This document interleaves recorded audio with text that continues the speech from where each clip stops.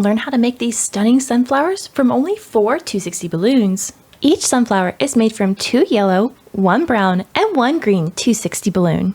You'll also need a hand pump and a tape measure or ruler for this project. Take the first yellow balloon and stretch it to its full length. Then we're going to put 5 pumps of air into the 260 balloon, tie the nozzle in a knot, and then squeeze the length of the balloon so it's nice and soft.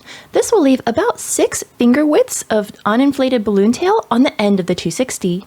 Inflate both yellow balloons to this size. Starting at the nozzle end of the balloon, pinch the balloon about 1 inch from that nozzle. Then you're going to twist the balloon a couple times. This will make a 1-inch bubble. Hold that bubble in place between your ring and pinky finger so it doesn't unravel while we do the next couple steps. Measure 4 inches from the previous bubble, and at that point, pinch and twist the balloon so it makes a 4-inch long bubble. Make another 1-inch bubble, but this bubble we're going to turn into a pinch twist by folding the balloon back on itself and then twisting that bubble once again, and that will create the very tip of our first petal, which is a pinch twist. Make another 4-inch long bubble that sits right beside the first 4-inch bubble we made.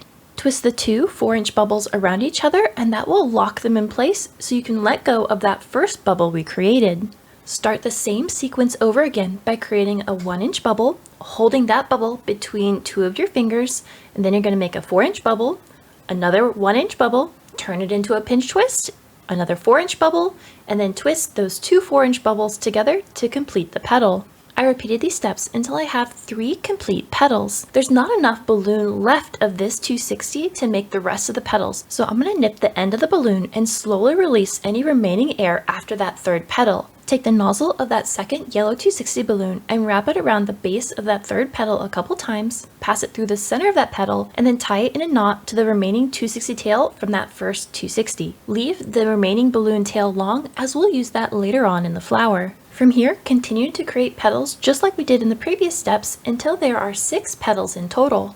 If you'd like some extra help in making your sunflowers, I have a set of written plans available in the description box below, with full color illustrations, step-by-step instructions, and a complete supply list. You can find this and more in the video description. After the final petal, release any remaining air out of the balloon, take the nozzle from that first 260 and wrap it around the base of that last petal a couple times, pass it through the center, and then tie it in a knot to that remaining 260 tail. Flatten the petals against the table, and then to make the center of the flower, we're going to take a brown 260 balloon inflated with 3 pumps of air and wrap the nozzle of that brown balloon around the base of one of our petals a couple times, and then pass that nozzle through the center of the petal, putting it on the back side of the flower. From there, I'm going to make a 2-inch bubble, but I'm going to squeeze some of the air out of that bubble to make it smaller. Then wrap the 260 around the base of a petal 2 petals over from where you started. Make another 2-inch bubble, squeezing a little bit of the air out so it's on the thin side, and wrap the 260 around the base of another petal 2 petals over. It can be helpful to twist the brown balloon in the direction that you're wrapping it around the flower petal to help it wrap more smoothly. Make a third 2-inch bubble, squeezing some of the air out, and then wrap it around the base of the petal where we started. This gives us a brown triangle in the center of the flower that's attached to every other petal. Now we're going to add a second layer to the center of the sunflower, making 2-inch bubbles, but this time we're going to wrap it around the base of each petal. I'm not squeezing these 2-inch bubbles, I'm letting them be their full size, and that way they'll sit on top of that center triangle and give us a little bit more dimension to the center of our flower. After the 6th bubble, you'll wrap the 260 around the petal where you started. Flip the flower over and cut the end of the 260, letting out any remaining air, and then tie that 260 tail to the nozzle of the brown balloon.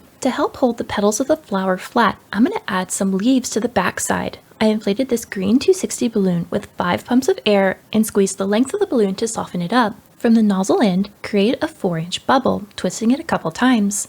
Then bend the balloon back on itself and create a bubble of the exact same size. Wrap the nozzle around the twist you just made and pass it in between the 2 bubbles to secure it in place. Make another set of 4-inch bubbles, and then after the second bubble, we're going to twist the base of that bubble to the base of the first leaf we made so that they all come back and join in the center. I made a 3rd leaf in the same way, and then once I had joined it back to the center, I made a 1-inch bubble and wrapped the remaining 260 tail around a leaf or 2, took a pair of scissors, nipped the end of it to release any remaining air, but I'll leave the 260 long as that's how I'll attach the flower into a larger design. I'll join the flower to the leaves with those remaining 260 tails we left long while making the flower. Center the leaves on the back side of the flower so that 1-inch bubble in the center of the leaves is pointing up towards you. Take one of those 260 tails from the flowers and wrap it around the base of one of those leaves on the back side a couple times, and then poke it through the center of a leaf to secure it in place. Do this with any of the remaining 260 tails you have, and that'll join the two pieces together. You can add a stem to this by inflating another green 260 and wrapping it around the bubble on the back of the flower, or you can simply use the flower as is and tie it into a larger design. If you enjoyed this project, you should check out this video, and until the next time, remember, stay creative everybody!